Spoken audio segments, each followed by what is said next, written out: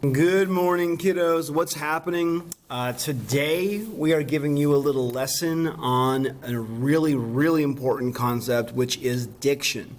We're also going to be covering 4 related concepts: denotation, connotation, mood, and tone. So let's get on into it. Now make sure that you are taking our notes on your note sheet accompanied with this video. There are also a few very kind of accessible activities at the end. Make sure you're handling those as well. All of those will count towards completion for today's lesson. So let's do this thing. Okay, what is diction? So diction is the word choice that a writer uses in a piece of writing, the purposeful choice of words used in writing.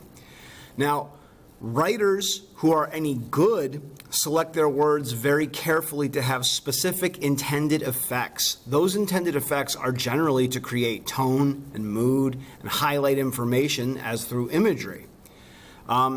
It's really important that you're aware that writers are selecting their language. They are selecting their individual words and phrases based on connotation, which we'll get to in just a moment.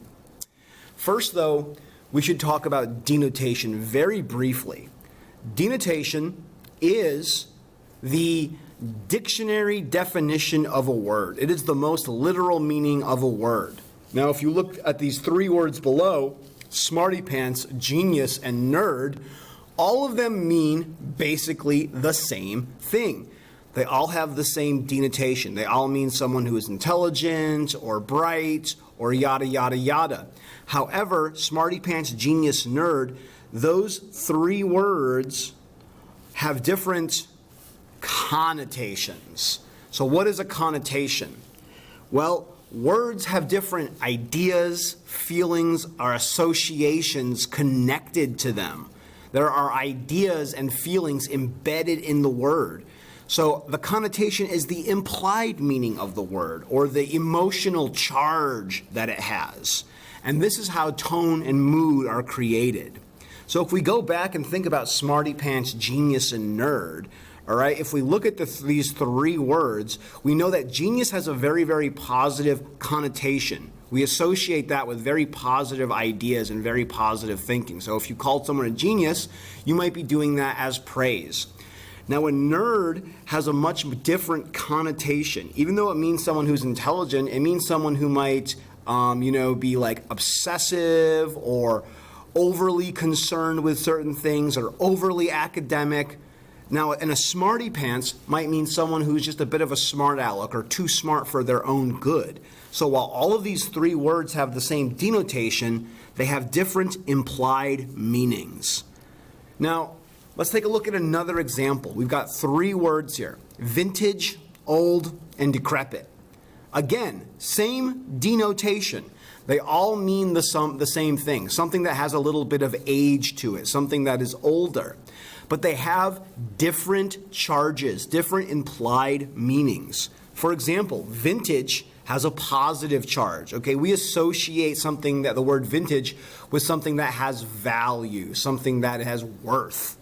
Old, that's more neutral. It just means something that has age. Now, depending on how you say it, though, it could have a little extra stank on it, and you could say, oh, you're older. It's so old.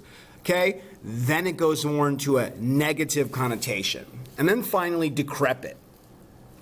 We use this to mean old, but with an extremely negative charge. It's something that has age, but is broken down or kind of gross. That's what's implied by that word. If you're calling something decrepit, you are trying to be negative about whatever you're speaking about. See, connotation is the charge that words have, the implied meanings. We already hit that up. Next, we're going to get into mood. Now, that is the atmosphere or emotions a reader experiences as the result of a writer's diction. The red word is important.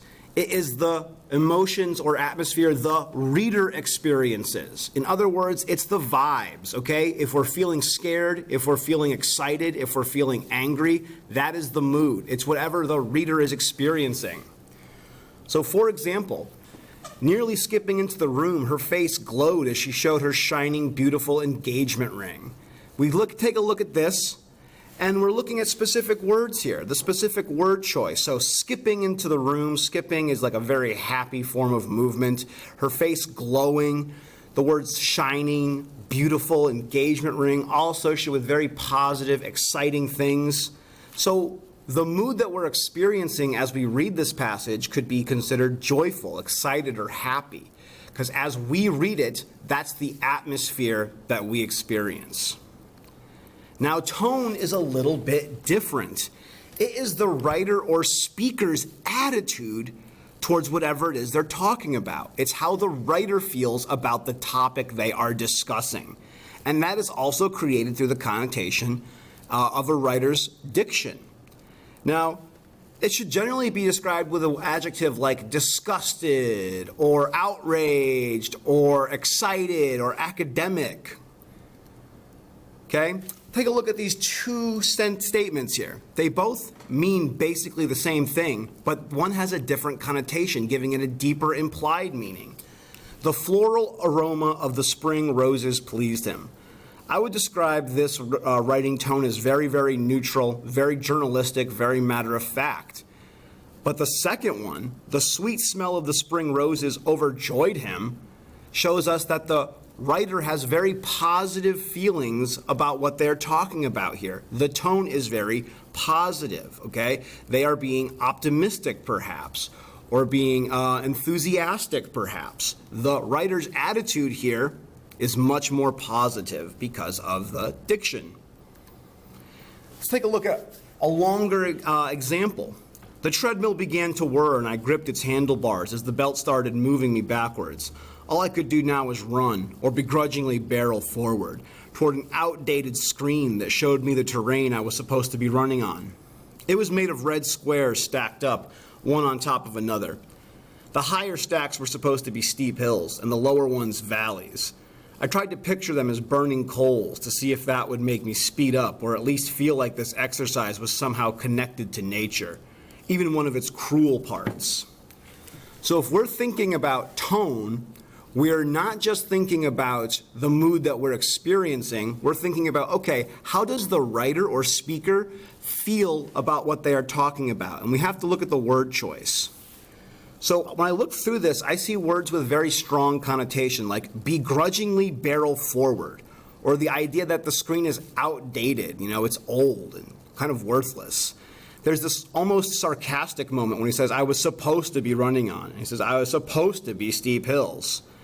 He tried to picture them as burning coals, something that we generally associate with a negative feeling. We don't want to be walking around on burning coals. And then finally, you get how it was somehow, again, that sarcasm, connected to nature, even one of its cruel parts.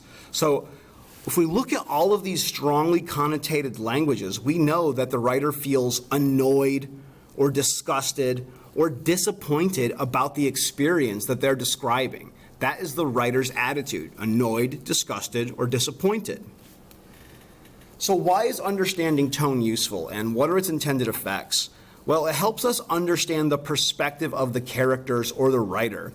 It also helps us understand the writer's opinions about concepts and themes. So if a writer is talking about family and speaks in very, very positive tone, we know that they have positive opinions and feelings about family, right? It highlights concepts and themes for us. All right, guys, so that's going to be it for us today. Feel free to go back and get any notes that you need. Feel free to reach out with any questions that you have about our couple of brief activities after this. Have a great day. I look forward to seeing you tomorrow.